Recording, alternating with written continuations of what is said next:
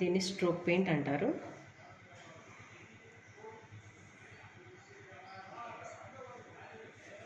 Petal ఏ షేప్లో అయితే ఉందో అదే షేప్ ప్రకారం నేను స్ట్రోక్ని లాగుతూ వస్తున్నాను. స్ట్రోక్లో at a time double colours, 3 colours, 4 colours, 6 colours కూడా తీసుకోవచ్చండి.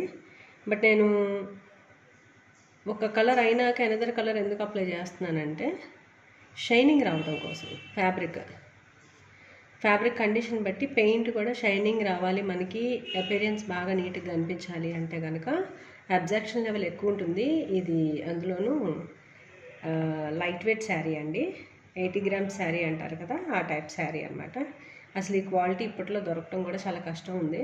80 గ్రామ్స్ 60 గ్రామ్స్ శారీస్ దొరికిన ఒరిజినల్ దొరకట్లేదు. ఇది ఒరిజినల్ ఫ్యాబ్రిక్.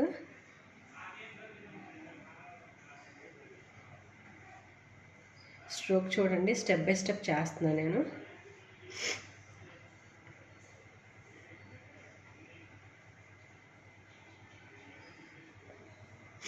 అట్ ఫైనల్గా ఆల్ పెటల్స్, ప్రతి ఒక్క పెటల్స్ కూడా మిడిల్లోకి ఒకేలాగా కలవాలండి, మెర్జ్ అవ్వాలి. అలా కలిసేలాగా చేసుకోవాలి.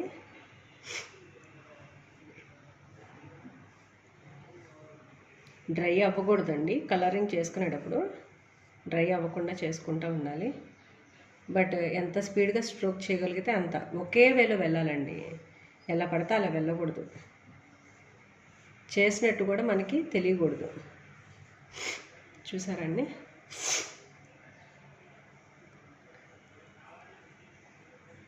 యాక్చువల్లీ కొద్దిగా కోల్డ్ ఉంది, ఏమనుకోవద్దు,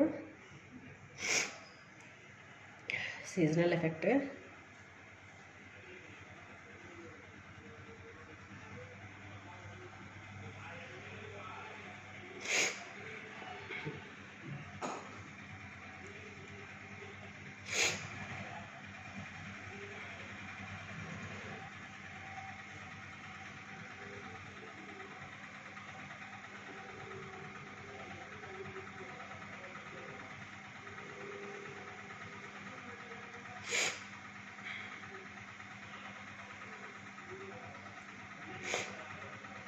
పెయింటింగ్ చేసేటప్పుడు పెటల్కి ఎటైతే కలర్ తీసుకుంటున్నారో అన్ని పెటల్స్కి అటువైపు నుంచే స్టార్టింగ్ కలర్ తీసుకోవాలండి.